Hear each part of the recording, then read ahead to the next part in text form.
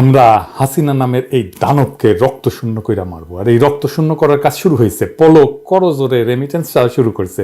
এই যে শোনেন, আমাদের সকল প্রবাসী ভাই বোনদের কাছে বিনয়ের সাথে আবারও করজোড়ে অনুরোধ করতে চাই, এই মিথ্যা গুজবে আপনারা কান দিবেন না। আমাদের দেশের সম্পদ, আমাদের সরকারের যত অবকাঠামো, এগুলো কিন্তু আপনাদের রেমিটেন্সের পয়সা, দেশের কৃষক, শ্রমিক, ব্যবসায়ী সকলের ট্যাক্সের পয়সা দিয়ে তৈরি। দেখেছেন কান্নাকাটি শুরু হয়ে গেছে। আমি 2 দিন আগে বলছিলাম যে শেখ মুজিবকে বাপ না ডেকা আপনারে বাপ দেখবে। এডিটর সাহেব দেখেন না সেই অংশটা, শুধু আওয়াজ দিছি তাতে এই অবস্থা। তাইলে শুরু করলে কি হবে বুঝেন, শুরু করে দেন পলক শেখ মুজিবকে ছাইরা আপনারে আব্বু ডাকবে। দেখেছেন 1 সপ্তাহ হয় নাই কান্নাকাটি শুরু হয়ে গেছে। কইতেছে মেট্রো রেল নাকি প্রবাসীদের রেমিটেন্সে তৈরি, রেমিটেন্সের ধস নামিছে। এই দেখেন 6 ভাগের 1 ভাগে নামিছে, আরো নামবে। তো এখন কি করা যায়? এত কান্নাকাটি দেখা আমারই খারাপ লাগতেছে। আমার তো মন নরম, জানেন তো। আমি তো মুশকিলে পড়ে গেলাম। আসেন ওরে আনা সাহায্য করি। 1 নাম্বার সাহায্য হইতেছে যে বাংলাদেশে যে ইন্ডিয়ানরা কাজ করে, ওরা তো $5 বিলিয়ন নিয়ে যায় বছরে। ওইগুলোরে খেদাও, $5 বিলিয়ন পাবে। আর আমাদের দেশে পলামাইগেরও চাকরি হবে।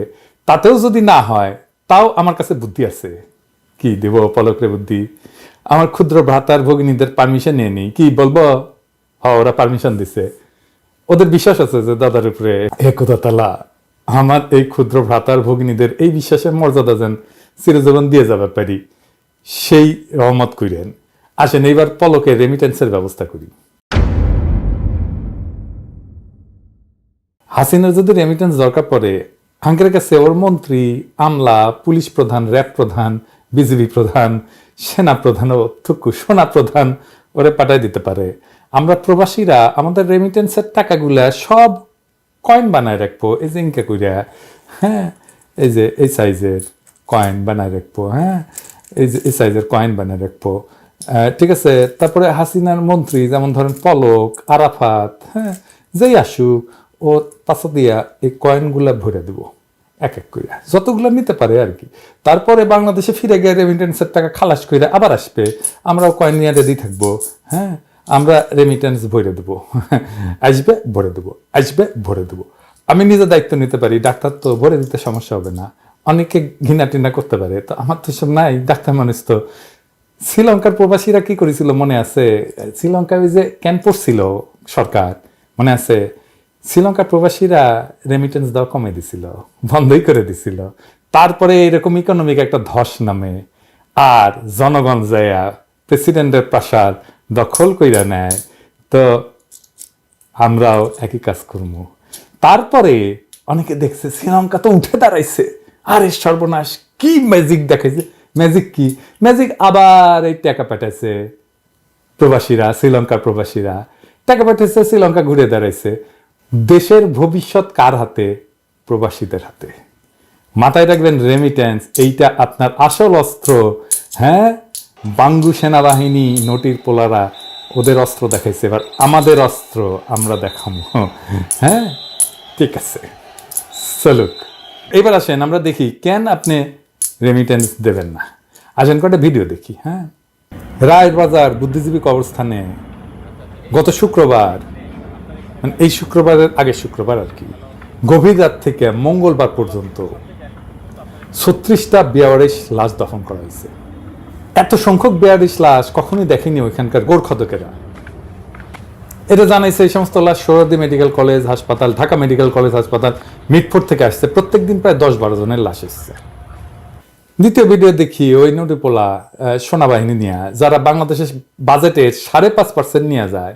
আমাদের স্বাস্থ্যের জন্য কিন্তু এত বরাদ্দ না, আমাদের কৃষির জন্য যা বরাদ্দ, যারা আমাদের খাদ্য যোগায় তাদের জন্যও এই সমান বরাদ্দ। এই সমান বরাদ্দ নিয়ে কি করে তারা? দেশের মানুষের বিরুদ্ধে যুদ্ধ করে। এই নটির পোলাদের আমরা কেন পালবো? এরা কার হাত থেকে দেশকে রক্ষা করবে? ইন্ডিয়ার হাত থেকে বাঁচাবে দেশকে? আমাদের দেশের নিরাপত্তা কার কাছ থেকে বিপদে পড়বে? ইন্ডিয়া তো, যেই দেশের সেনা প্রধান ইন্ডিয়ার রাষ্ট্রপতির কাছে চাকরির নিশ্চয়তা চায়, সেই দেশের সেনাবাহিনী ইন্ডিয়ারে ঠেকাবে? গপ্প। হ্যাঁ, এদের কাজ প্যাট। এরা ইন্ডিয়ার ল্যাসপেন্সার, এরা নটির পোলা, শাহিনের নটির পোলাদের ধরে ফেলবে। এই সেনাবাহিনী থাকবে না, আমরা কেন এই সেনাবাহিনীর পিছনে বাজেটের 5.5% বরাদ্দ রাখবো? এই সেনাবাহিনীর বেতন যেন হাসিনা দিবার না পারে সেই ব্যবস্থা আমরা করব। আর এই সেনাবাহিনী কিভাবে জাতিসংঘের শান্তি মিশনে যায় সেটাও আমরা দেখে নেব। এরা আমাদের সন্তানদের নির্মূল করতে চায়, এদের ক্ষমা নাই। এই নটির পোলাদের যে শাহিনেরা ধরে ফেলবে তাদের আমরা তৈরি, আমরা প্রতিরোধের আগুন জ্বালায় রাখবো। এই লড়াইয়ে আমরা শয়ে শয়ে রক্ত দিছি, 266 জন মারা গেছে, তার তালিকা তৈরি হয়েছে দেখেন। আরো রক্ত দেব। আমাদের চূড়ান্ত মুক্তি আসতে আমাদের এক সাগর রক্ত পাড়ি দিতে হবে।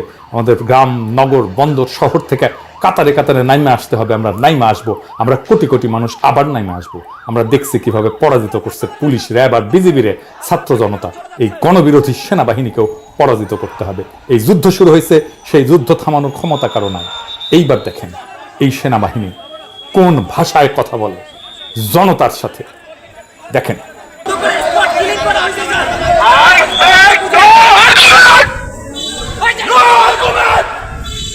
এই আওয়াজ তোকে পশ্চাতে হান্দায় দেবো নটির পোলা। এক হাতে বন্দুক নিয়ে মালিক রে ভুলে গেছিস? কে তোর মালিক? কার টাকায় তোর বেতন হয়? একটা অনির্বাচিত ফ্যাসিস্ট শাসককে রক্ষা করতে গেছিস বান্দিরপুর। বাংলাদেশের জনগণের বিরুদ্ধে 2 সময় সেনাবাহিনী গুলি ছুটছে। 1971 পাকিস্তানি সেনাবাহিনী, 2024 হাসিনার সেনাবাহিনী, ইন্ডিয়ার মদতপুষ্ট ইন্ডিয়ার জারস সেনাবাহিনী। আর কোনো ইতিহাস নাই বাংলাদেশে। এবার আসেন আমরা আরেকটা ভিডিও ফুটেজ দেখি, তাহলে বুঝবেন কেন আমাদের আরো মরণপণ লড়াই করা ছাড়া কোনো উপায় নাই।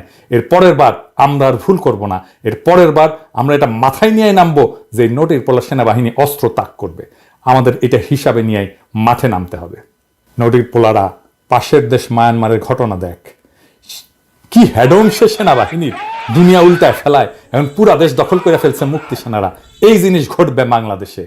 আমার উপরে নটির পোলারা ভয়ানক বেলা হবে। আমার চ্যানেল বন্ধ করে দেওয়ার চেষ্টা করবে, ইউটিউব ফেসবুক বন্ধ করে দেওয়ার চেষ্টা করবে। আমার টেলিগ্রাম চ্যানেলে যুক্ত থাকবেন, আমার কণ্ঠস্বর আপনাদের কাছে পৌঁছাইবেন। এবার দেখেন ফুটেজটা। 19 জুলাই 2024 শুক্রবার বিকাল 4টা রাজধানীর রামপুরা বনশ্রীর মেরাদিয়া বাজারে অবস্থিত রামপুরা থানার পার্শ্ববর্তী নির্মাণাধীন বিল্ডিং এর ঘটনা। ছাত্র গণহত্যার প্রতিবাদে জুম্মার নামাজ শেষে বনশ্রীবাসী বিক্ষোভে খাইতে পড়ে। বনশ্রীর একাংশ রামপুরা ব্রিজের দিকে, আর একাংশ বনশ্রী আইডিয়াল স্কুলের ড্যামরা স্টাফ কোয়ার্টার রোডে, বনশ্রীর শেষ মাথায় মেরাদিয়া বাজারে অবস্থিত রামপুর থানার আগে দক্ষিণ বনশ্রী রোড পর্যন্ত রাস্তায় মিছিল নিয়ে অবস্থান নেয়। এক পর্যায়ে হঠাৎই এপিসি সহ বিজিবি, পুলিশ কোনো প্রকার tear shell, rubber bullet, sound grenade ছাড়ে সরাসরি এলএমজি থেকে চাইনিজ রাইফেল থেকে গুলি করতে শুরু করে। রাস্তায় লুটায় পড়ে নিহত হয় অনেক বিক্ষোভকারী। এমন অবস্থায় স্থানীয় জনগণ আরো ক্ষিপ্ত হইয়া বিজিবি পুলিশকে ধাওয়া দিয়ে বিভিন্ন অলিতে গলিতে ব্যস্ত রেখা 5 দিক দিয়ে রামপুর থানা ঘেরাও করে ফেলে। এক পর্যায়ে মেইন রাস্তা থেকে এপিসি সহ বিজিবি এবং থানার সামনে থেকে পুলিশের মুহুর্মুহু গুলিতে টিকতে না পেরে কয়েকজন কিশোর থানার পাশেই মেইন রোড সংলগ্ন একটা নির্মাণাধীন 4তলা ভবনে উঠে পড়ে। এই সেই বিল্ডিং। এক পর্যায়ে বিজেপি পুলিশ থানা এরিয়া কন্ট্রোলে নিলে কয়েকজন পুলিশ ওই ভবনে উঠে যায়। সবাই চলে যেতে পারলেও এই একটা হতভাগ্য কিশোর ওই ভবনে আটকা পড়ে যায়। 4তলার ছাদের সাইড দিয়ে নাইমা সে নিজেকে লুকানোর চেষ্টা করে, কিন্তু তারা দেখে ফেলে 2 পুলিশ রিভলভার দিয়া পর পর 6 রাউন্ড গুলি কইরা ওই কিশোরের মৃত্যু নিশ্চিত করে। দেখেন, এদের বেতন দেওয়ার জন্য রেমিটেন্স পাঠাইবেন, এদের অস্ত্রের গুলির জন্য রেমিটেন্স পাঠাইবেন। গুলি কি দিয়ে কেনা হয়? আপনার আমার রেমিটেন্সের টাকায়, বৈদেশিক মুদ্রায়। এদের এই গুলির জন্য এখন রেমিটেন্স পাঠাবেন, নাকি এদের যেন না খাইতে পেয়ে মরে সেই জন্য রেমিটেন্স বন্ধ করবেন? ছাত্ররা আহ্বান জানাইছে, তাদের কথা আমার পৌঁছায় দেওয়ার কর্তব্য। আপনাদের জন্য তাদের বক্তব্যটা দিতেছে। আমার এটা ব্যাখ্যার কিছু নাই, শুধু আমাদের ভালোবাসার শুভকামনার দোয়া থাকলো। এই জেনারেশন, এই প্রজন্ম হাসিনাকে ছাড়বে না, এই প্রজন্ম মাথা নোয়াবে না। প্রিয় দেশবাসী, আজকে উদ্ভূত পরিস্থিতিতে আপনাদের সামনে আবারও হাজির হয়েছি। আপনারা দেখেছেন কিভাবে আমাদের সিনিয়র সমন্বয়ক বৃন্দকে হসপিটাল থেকে অসুস্থ অবস্থায় জিম্মি করে ডিবি কার্যালয়ে নিয়ে যাওয়া হয়েছে এবং সেখানে তাদের উপর কয়েকদিন যাবৎ নির্মম নির্যাতন চালানো হয়েছিল। নির্যাতন করে, অস্ত্রের মুখে জিম্মি করে, ভয় ভীতি দেখিয়ে আজকে ডিবি কার্যালয়ে একটা অমানবিক কাজ করা হয়েছে। সেখানে তাদেরকে বাধ্য করে একটি জোরপূর্বক স্টেটমেন্ট নেওয়া হয়েছে। কিন্তু আমরা তাদের চেহারা দেখে বুঝতে পেরেছি যে এটা তাদের বিবেকের স্টেটমেন্ট নয়। তারা জিম্মি হওয়ার পূর্বে আমাদেরকে নির্দেশনা, সুস্পষ্ট নির্দেশনা দিয়ে গিয়েছিলেন। বলেছিলেন যতক্ষণ পর্যন্ত না সরকারের প্রজ্ঞাপন খেলা বন্ধ হবে, যতক্ষণ পর্যন্ত না এই দেশে এই বৈষম্য বিরোধী ছাত্র আন্দোলন করতে গিয়ে যতজনের রক্ত ঝরেছে তাদের রক্তের ন্যায় বিচার না হবে, যতক্ষণ পর্যন্ত না আটককৃতদের মুক্তি দেওয়া না হবে, যতক্ষণ পর্যন্ত না মিথ্যা মামলাগুলো প্রত্যাহার করা না হবে, ততক্ষণ পর্যন্ত আন্দোলন চালিয়ে যেতে হবে। তারপর থেকে আমরা নিয়মিত কর্মসূচি দিয়ে আন্দোলন চালিয়ে যাচ্ছি। একইভাবে তাদের সেই নির্দেশনার আলোকে এবং তাদেরকে জিম্মি করে এভাবে স্টেটমেন্ট আদায় করার প্রতিবাদে আমরা আগামীকাল বৈষম্য বিরোধী ছাত্র আন্দোলনের পক্ষ থেকে সারা দেশে ছাত্র জনতার বিক্ষোভ কর্মসূচি ঘোষণা করছি। ছাত্র জনতা আগামীকাল সারা দেশে বিক্ষোভ কর্মসূচি পালন করবে এবং এই বিক্ষোভ কর্মসূচি হবে গত যে কোনো আন্দোলনের চেয়ে, আমাদের যে কোনো কর্মসূচির চেয়ে আরো শক্তিশালী কর্মসূচি। ছাত্র সমাজ ঘরে ফিরে নাই, ছাত্র সমাজ এখন রাজপথে আছে এবং দাবি আদায় করে সকলের ন্যায় বিচার নিশ্চিত করে তারা ঘরে ফিরবে ইনশাআল্লাহ। এইবার আসেন হাসিনার একটা নতুন নাটক নিয়ে কথা বলি। আবু সাইদের পরিবারকে ডেকে আনছে হাসিনা, এই গ্রামীণ দরিদ্র মানুষগুলাকে নিশ্চয়ই কোনো লোভ দেখায় আনছে। তারপর তাদের দিয়ে হাসিনা বন্দনা করায় নেবে, কাজ হবে না, লাভ হবে না, কিচ্ছু যায় আসে না। আমরা আবু সাইদের বোনের কান্নাটা দেখি। এডিটর সাহেব একটু দেখান। ভাইয়ের হয় নাই, আমার ভাইয়ের এত মেধা ভাই, আমার ভাই 5-এ বৃত্তি পাইছে, আমার ভাই 8-এ পাইছে, আমার ভাই মেট্রিকে পাইছে, ইন্টারে রংপুর কলেজত ভাই সরকারি কলেজত স্কলারশিপ পাইছে ভাই।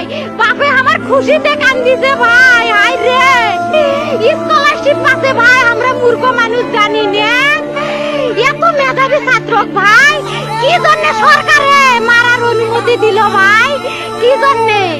আমার ভাই রুকিয়া ভার্সিটি ইংলিশ সাবজেক্ট নিয়ে অনার্স করলো ভাই, 4 বছর হয়েছে ভাই।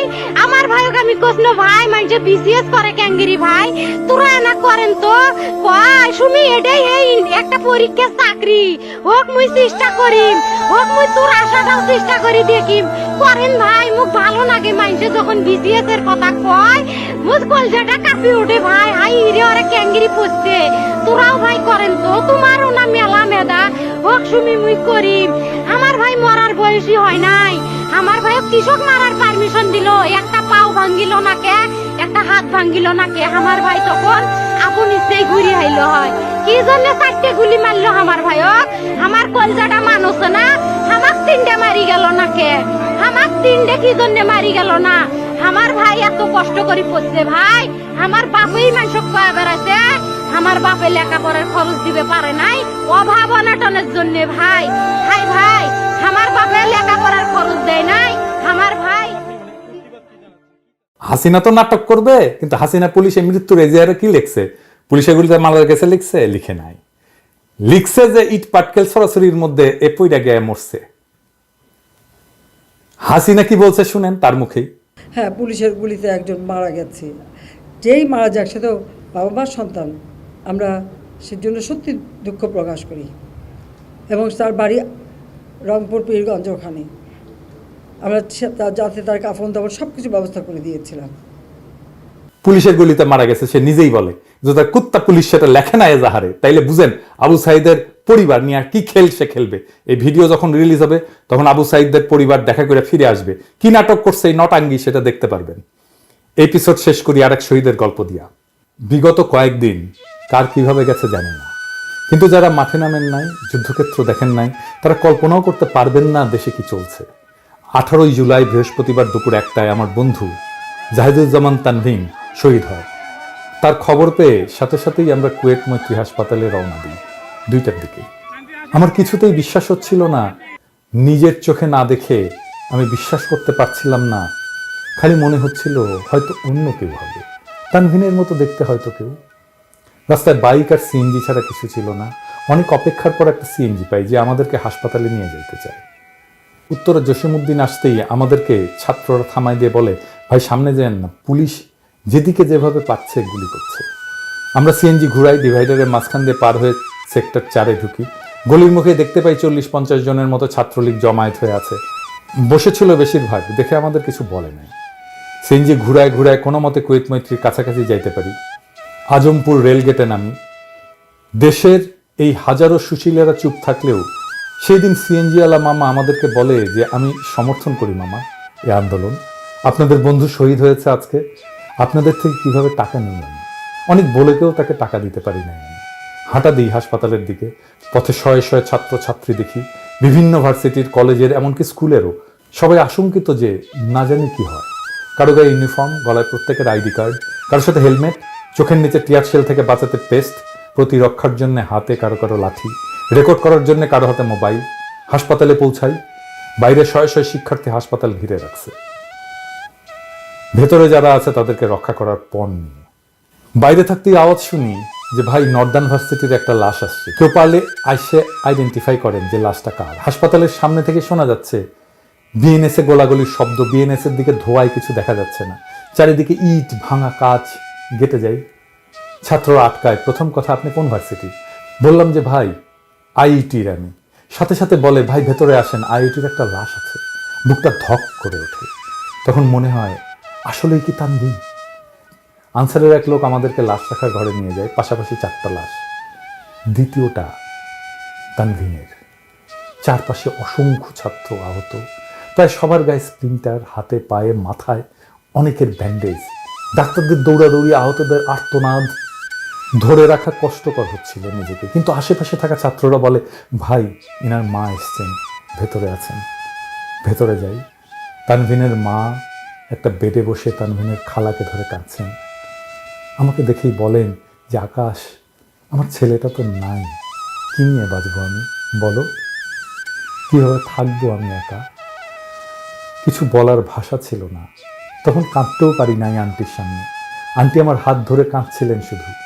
হঠাৎ করে আওয়াজ আসে যে পুলিশ আর লীগ ভেতরে ঢোকার চেষ্টা করছে। আমরা কয়েকজন দোতলায় উঠে যাই, আইসিইউ এর সামনে দাঁড়াই। ভেতরে সব বেড ভর্তি, অনেকের গুলি লাগছে, অনেকের অবস্থায় আশঙ্কাজনক।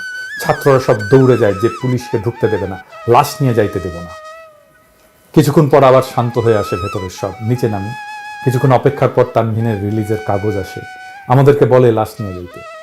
আমরা যারা ওর বন্ধুরা আছি আগায় যাই লাশ নিতে। স্ট্রেচার আনি, ওকে তুলি স্ট্রেচারে। আমি মাথার নিচে হাত দিই তোলার সময়, রক্তে ভেজা, মুখে আর বুকে অসংখ্য স্প্লিন্টার লাগা, বুকের উপরে কাঁধের পাশে বুলেটের ক্ষত, মাথার পেছনে থেতলে যাওয়া। লাশ নিয়ে আমরা সামনে আগাইতে নিলাম, তখন একযোগে আশেপাশের সব ছাত্ররা চিৎকার করতে শুরু করলো যে শহীদ ভাইয়ের লাশ। স্টিলে স্টিলে বাড়ি দিয়ে সবাইকে অ্যালার্ট করলো যেন সামনে থেকে সরে যায়। আল্লাহু আকবার বলে ধ্বনিত হলো চারপাশ। আশেপাশের কাউকে আমি চিনি না, কেউ আমাকে চেনে না, কিন্তু তারপরেও সবাই তৎপর, সবাই সবার ভাই সেখানে। চিনিও না এমন ছেলেমেয়েরা এসে সাহস দিয়ে যাচ্ছে, সাহায্য করছে। করিডোর ধরে সামনে আগাতে একটা চিৎকার শুনলাম, একটা পুলিশ মরছে রে। বিশ্বাস করতে হয়তো কষ্ট হবে, গোটা হাসপাতাল ভেতরে বাইরে সব মানুষ একসাথে বলে উঠল আলহামদুলিল্লাহ। এরকম শিউরে ওঠা অনুভূতি কোনোদিন পাই নাই। কে মরেছে, কিভাবে মরেছে জানি না, কিন্তু মরেছে এটা শুনে আলহামদুলিল্লাহ পড়ে উঠলাম। সেই প্রতিটা মানুষ যারা এতটাই অত্যাচারী যে এদের মরার খবর শুনলেই মানুষের মুখ থেকে আলহামদুলিল্লাহ বের হয়ে যায়। এদের জন্যই আল্লাহর পক্ষ থেকে জাহান্নাম ওয়াজিব করা হয়েছে। আসলে নিষ্পাপ সাধারণ ছাত্রদের বুকের উপরে যারা গুলি চালায়, যারা এটা সমর্থন করে, যারা এটা সহায়তা করে, যারা এটা হওয়ার সময় মুখ বুজে সম্মতি দেয়, সবার জন্য আল্লাহ যেন এই দুনিয়ায় বিচারের ব্যবস্থা রাখে। কিয়ামত পর্যন্ত অপেক্ষা করার ধৈর্য যে আমার হবে না। তানভীনের লাশ নিয়ে সামনের গেটে গেলাম, অ্যাম্বুলেন্স আসার অপেক্ষা করছিলাম। আমি একা ছিলাম কিছুক্ষণ ওর লাশের পাশে। চোখগুলো বুজে দিলাম, হাত দুইটা সোজা করলাম। মাথা থেকে রক্ত পড়া থামে নাই ওর। স্ট্রেচার থেকে রক্ত গড়ায়ে নিচে পড়ছে টপ টপ করে। আন্টি নিজের ওড়না দিয়ে বললেন তানভীনকে যেন ঢেকে দিই। অ্যাম্বুলেন্স আসলো, ওকে তোলা হলো। স্ট্রেচার থেকে লাশটা নিয়ে অ্যাম্বুলেন্সের ভেতরে নিল। আন্টি তখন পাগল প্রায়। আন্টি স্ট্রেচার থেকে তানভীনের রক্ত নিয়ে নিজে মেখে চিৎকার করছেন, আমার ছেলে শহীদ, আমার ছেলে শহীদ হয়েছে। এই মুহূর্তটা আমি হয়তো কোনোদিন ভুলতে পারবো না। আজীবন চোখের সামনে আমার এই দৃশ্য আর কানে আন্টির চিৎকার ভাসবে।